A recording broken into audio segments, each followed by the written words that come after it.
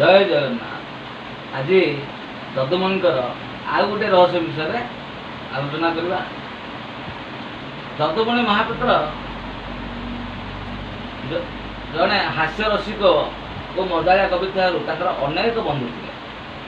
से संगात मित्र भी थे।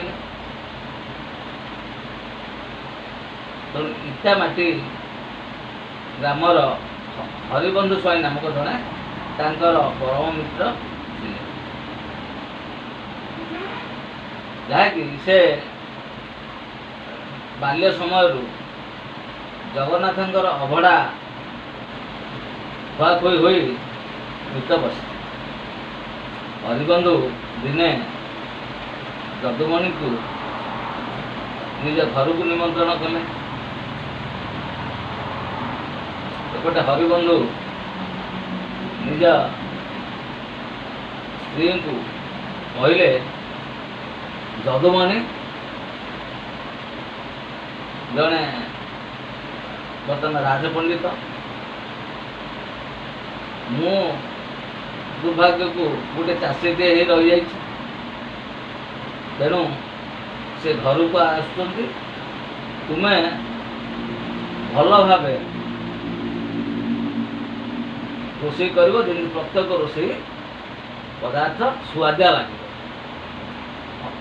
हरिबंधु स्त्री कहले तुम्हें आदौ चिंता करनी मुझे रोषे करी तुम बंधु बिना तातिया कामुड़ी चाटी चाटी खाइले।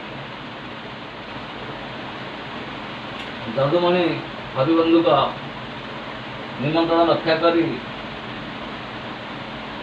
आसी घरे पहुँचले। दुई बंधु जलिया खाई गपसप मातिले। हरिबंधु का घरणी से रंधन कार्य लगी पड़े। खाइबा समय है आसन बिछा गला। दुई बंधु हाथ धोई आसन में बसले। हरिबंधु स्त्री खाद्य पदार्थ बाढ़े खाइबा आरंभ है। हरिबंधु कथा छल जदुमणि को कहले मित्र कौन केमती रोषे लगुच रोषे तो खराब हो तरकारी तो खराब हो। जदुमणि कौन बा कह डाली दांतर बाजिले कुड़ू कुड़ू मुड़ू शब्द शुभुच। जहाँकि कम पानी दि जाए फुटिया पूर्व ओल्हे दि जाए। माछ तरकारी काटी छड़ा है भजा जा माछ तरकारी देखा सते एमती लगुच माछ साइड साइड धरा हुई आसी। यारे भल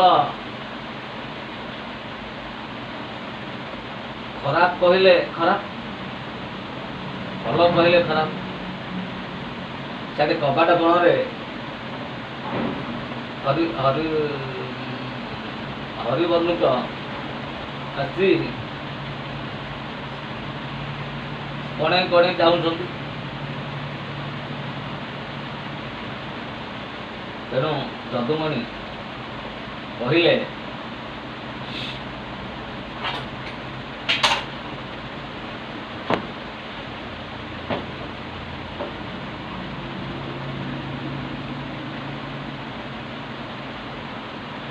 तेणु जदुमणि हरिबंधु कथार उत्तर देवाक जाई कहले दांते बाजंते गुड़ू गुड़ू शुभिला घड़ू घड़ू बेलू ओह्लाई दरांडी आनी केरांडी माछ केरांडी बांधी अच्छी दिशई स्वच्छ। आउ थे पढ़ी दूसरी दंते बाजंते गुड़ू गुड़ू शुभिला घड़ू घड़ू बेलू ओह्लाई दरांडी आनी केरांडी माछ केरांडी रांधी अच्छी दिशई स्वच्छ। जदुमणि मुहर एक कथा शुणी मित और मितणी हसी हसी बेदम हो गले। ଯଦୁମଣି ସନ୍ତୁଷ୍ଟରେ ଭୋଜନ କରିଥିବା ମନେ କରି ବାହା ବାହା କଲେ। ହରିବଂଶ କିନ୍ତୁ ଯଦୁମଣିଙ୍କ ଗୀତର ଅର୍ଥ ବୁଝି ସାରିଛନ୍ତି। ତେଣୁ ଦାନ୍ତରେ ବାଜନ୍ତେ ଗୁଡ଼ୁମୁଡ଼ୁ ଶୁଭିଲା। ଦାନ୍ତରେ ବାଜୁ ବାଜୁ ଗୁଡ଼ୁମୁଡ଼ୁ ଶବ୍ଦ ଶୁଭିଲା।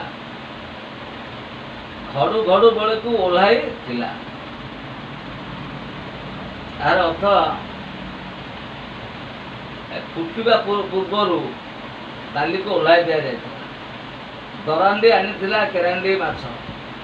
ସତେକି ମାଛ ଗୁଡ଼ିକ ଏବେ ଆସିଛି ଏମିତିକି ଦିଶୁଥିଲା।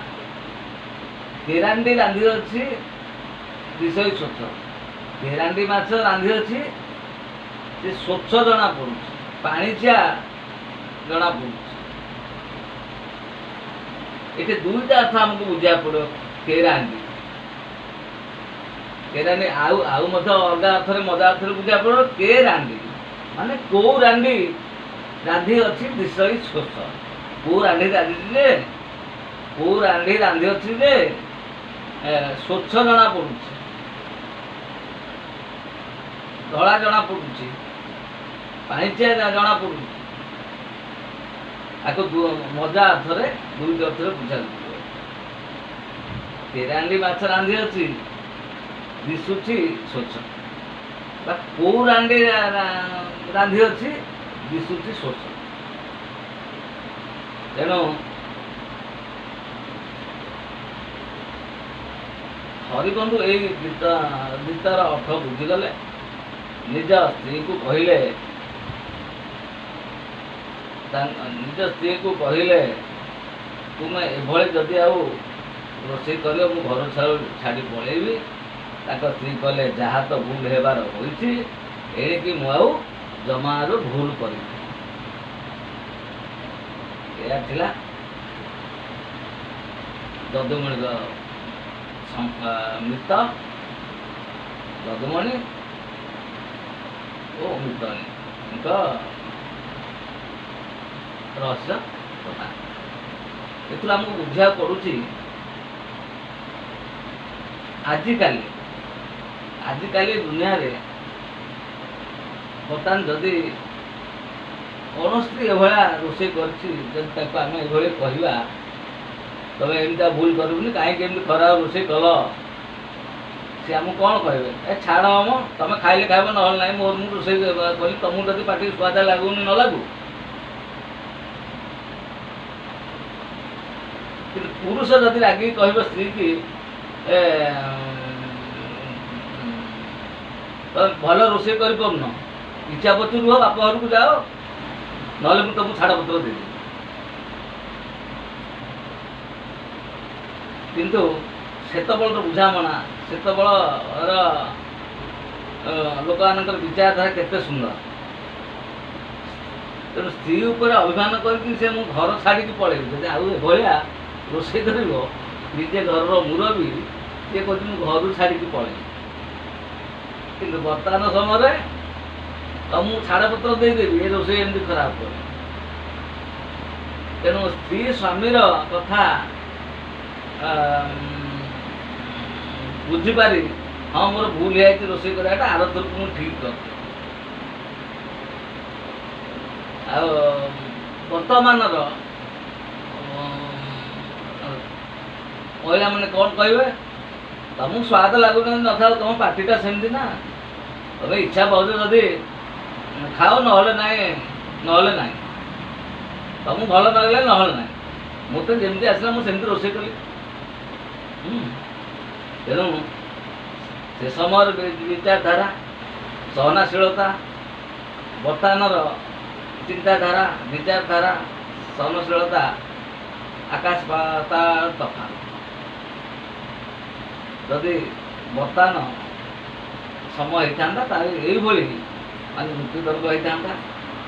ଆଉ ସେତେବେଳେ ତ ଥାନା କୋର୍ଟ କଚେରୀ ନଥିଲା, ଯାହା ସବୁ ବିଚାର କରାହେଉଥିଲା ରାଜଦରବାରରେ। ଏବେ ହେଇଥିଲେ ବର୍ତ୍ତମାନ ଥାନା କୋର୍ଟ ଉପରେ କି ଡିଭୋର୍ସ, ସେ ସବୁ ଚାଲନା, ଏସବୁ ହୁଅନ୍ତା। ଯାହା ହଉ ତେଣୁ ଯଦୁମଣିଙ୍କର ଏଭଳି ସୁନ୍ଦର ସୁନ୍ଦର କଥା, ସୁନ୍ଦର ରହସ୍ୟ କଥା ଆହୁରି ଅନେକ ବି ଅଛି। ସେଥିମଧ୍ୟରୁ ବହୁତ ଇଏ ଗୋଟିଏ ଥିଲା। ଆଉ ବି ସମୟ ଆସିଲେ ଆଉ ବି ଯଦୁମଣିଙ୍କ ରହସ୍ୟ ବିଷୟରେ ଆମେ ଆଗକୁ ଆଲୋଚନା କରିବା। ଜୟ ଜଗନ୍ନାଥ। ରହିଲି।